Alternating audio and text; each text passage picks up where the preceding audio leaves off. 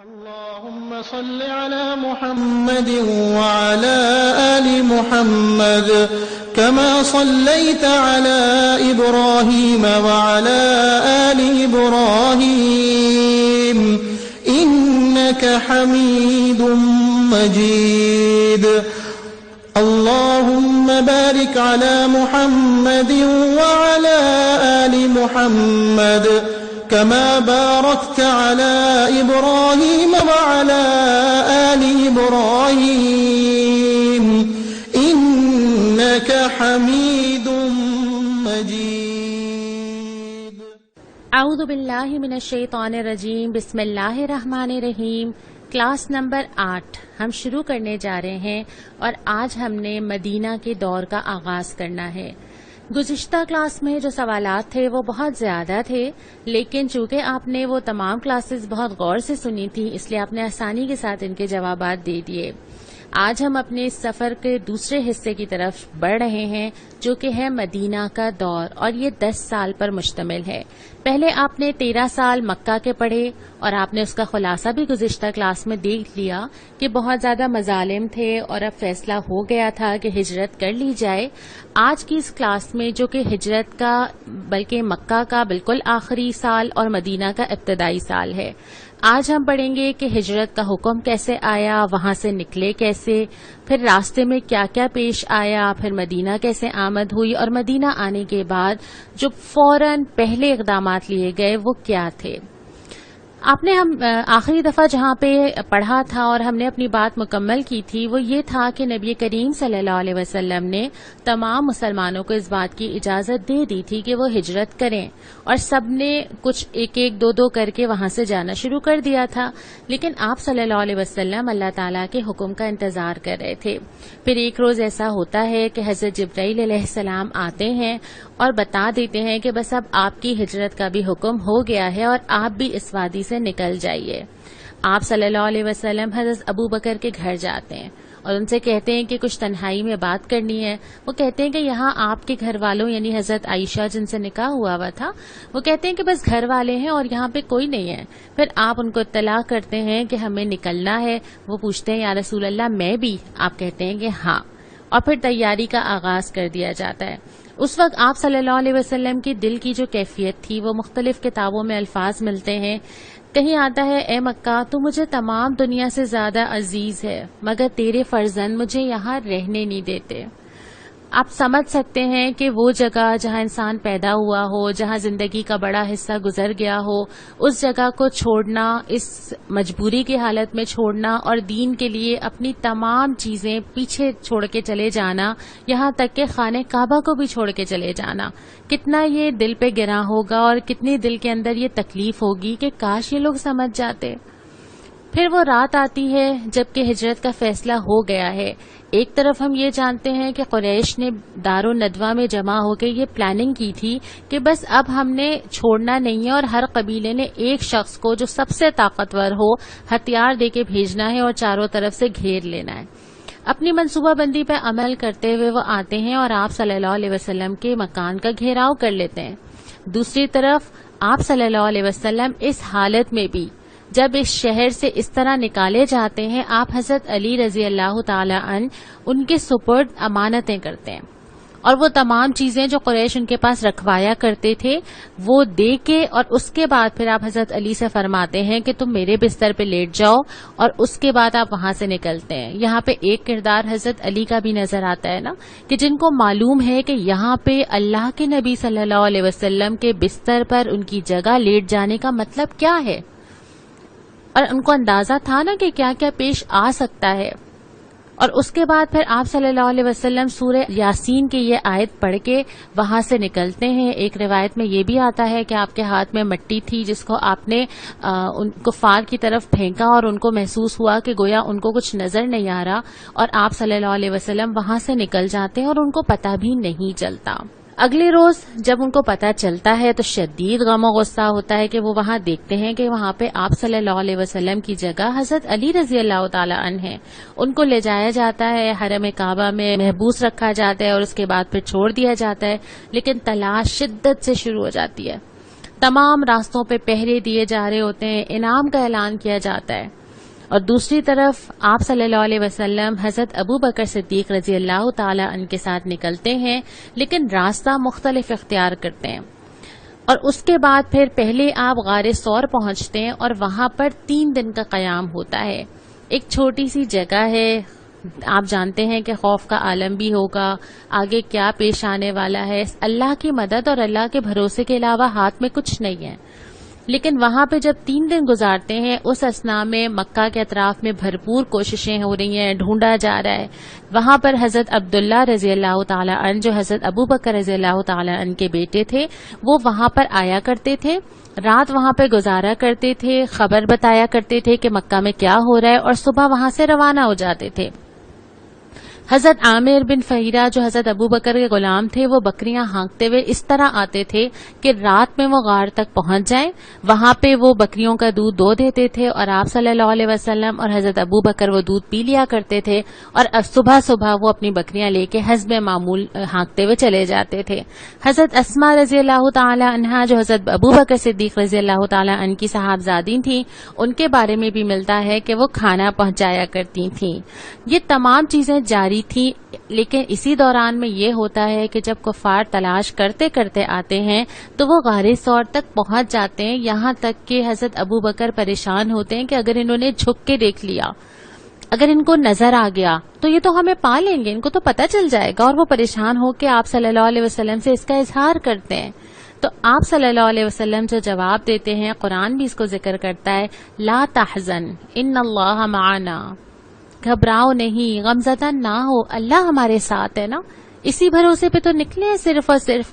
اور جب اللہ جس انسان کے ساتھ ہو جائے، اس کو زندگی کے کسی مرحلے پہ وہ تنہا نہیں چھوڑتا ہے، زندگی کی پریشانیاں، غم، فیصلے کرنا، بہت ساری چیزیں سمجھ نہیں آتی، لیکن اگر یہ یقین ہم سب کے ساتھ ہو جائے نا کہ ایک سپر پاور اللہ ہمارے ساتھ ہے، تو ہمیں تسلی ہوتی ہے کہ وہ ہمیں گرنے نہیں دے گا، وہ ہمیں ٹھوکر نہیں لگنے دے گا، اور دین کی راہ پہ چلتے ہوئے بھی اگر یہ تسلی رہے، انسان کے قدم کبھی نہیں ڈگمگاتے۔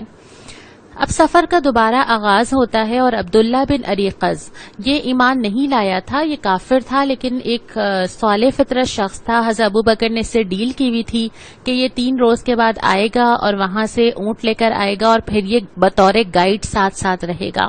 وہ لے کر چلتا ہے، اور جو راستے آپ کو اس وقت نظر آ رہا ہے کہ ایک عمومی راستہ تھا جس میں سب لوگ سفر کیا کرتے تھے، وہ عمومی راستہ اختیار نہیں کیا گیا، بلکہ اس سے ہٹ کے تھوڑا سا طویل راستہ تھا، تھوڑا اس پہ وقت زیادہ لگنا تھا، لیکن اس راستے کو اختیار کیا گیا جو آپ کو ہرے رنگ کی لائن یہاں پر نظر آ رہی ہے۔ اس سے سفر لمبا تو ہو گیا، لیکن تلاش کرنے والوں کے لیے مشکل ہو گیا۔ پھر آپ صلی اللہ علیہ وسلم اس راستے پہ سفر کرتے گئے اور چلتے گئے، یہاں تک کہ آپ قبا پہنچ گئے۔ قبا ابھی مدینہ سے 3 میل کے فاصلے پر ہے، لیکن لوگ منتظر تھے وہاں پر بھی کہ آپ آئیں گے۔ قبا پہنچ کر آپ نے پھر وہاں پہ قیام کیا، تقریباً مختلف روایات میں 4 سے 14 دن کا یہ عرصہ ملتا ہے، اور وہاں پر پہلی مسجد قائم کی گئی تقوی کی بنیاد پہ، جس کا نام ہے مسجد قبا، اور سورہ توبہ میں بھی اس کا ذکر کیا گیا ہے جو آیت آپ کے سامنے ہے۔ یہاں سے پھر دوبارہ نکلتے ہیں اور مدینہ کی طرف روانہ ہوتے ہیں۔ راستے میں پہلی نماز جمعہ بنو سالم کے مقام پہ پڑھی جاتی ہے، اور یہیں پر پہلا خطبہ جمعہ دیا جاتا ہے۔ یہ تو وہ سفر ہے جو آپ صلی اللہ علیہ وسلم کر رہے تھے۔ دوسری طرف مدینہ کے وہ لوگ تھے جو منتظر تھے، لوگ روز جاتے تھے، جھانک جھانک کے دیکھتے تھے، ٹیلوں پہ چڑھ جاتے تھے، وہاں سے سب لوگ خبر لینے کی کوشش کرتے تھے۔ ان کو یہ تو پتا تھا نا کہ اللہ کے نبی صلی اللہ علیہ وسلم آنے والے ہیں، ایگزیکٹ ٹائم تو ان کو نہیں معلوم تھا، لیکن اتنے بے قرار تھے، اتنے بے چین تھے کہ لوگ گروہوں کی شکل میں نکل کے جا کے دیکھتے کہ کوئی خبر ہے، کسی کو کچھ پتا ہے، آ جائیں گے، شاید کل تک آ جائیں۔ آپ تصور کر سکتے ہیں نا کہ ان کے دل کی کیا کیفیت ہوگی اس وقت۔ اور پھر ایک دن ایسا آتا ہے کہ ایک پکارنے والا پکارتا ہے کہ محمد صلی اللہ علیہ وسلم آ گئے، اور لوگ باہر نکل آ جاتے ہیں، شاندار استقبال ہوتا ہے، خوشی کا سما ہوتا ہے۔ اور وہاں پہ ہمیں یہ بھی ملتا ہے کہ کچھ بچیاں ہیں جو آپ صلی اللہ علیہ وسلم کا استقبال ان اشعار کے ساتھ کرتی ہیں۔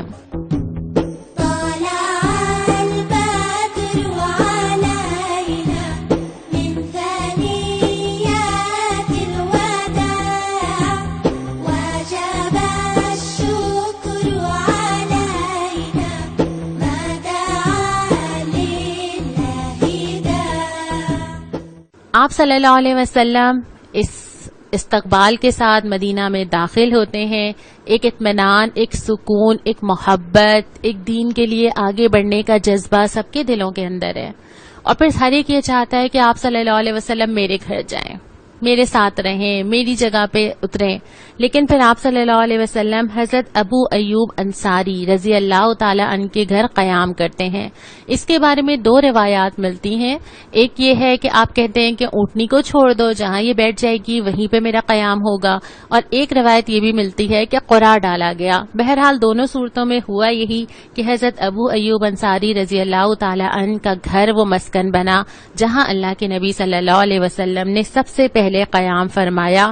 یہیں پہ پھر آپ نے اپنے اہل خانہ کو بھی بلوایا اور اس کے بعد پھر اسی سال آپ صلی اللہ علیہ وسلم کی حضرت عائشہ سے جو نکاح ہوا تھا وہ رخصتی بھی ہوئی.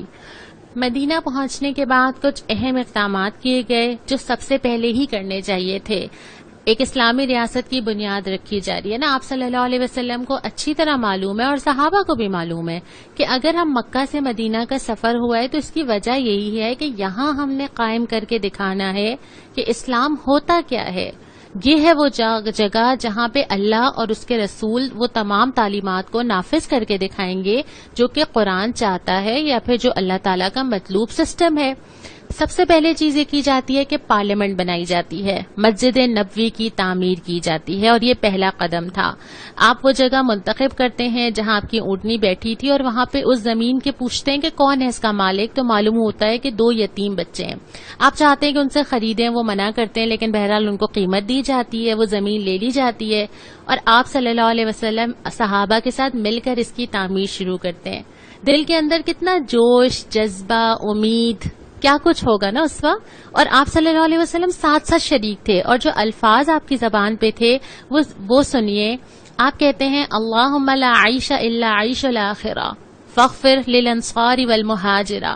اے اللہ، زندگی تو بس آخرت کی زندگی ہے، سارے عیش وہیں کے ہیں، انصار اور مہاجرین کو بخش دے. لوگوں کے اندر کتنا جذبہ پیدا ہوتا ہوگا ان الفاظ کے ساتھ. مسجد نبوی تعمیر کی گئی، اس کے ساتھ ساتھ 2 چیزیں اور تعمیر کی گئیں. ایک تو وہ حجرات تھے جو آپ صلی اللہ علیہ وسلم نے جہاں مقیم رہنا تھا وہ پہلے کم تھے اور پھر اس کے بعد ان میں اضافہ کیا گیا. دوسرا ایک صفہ کا چبوترا بنایا گیا.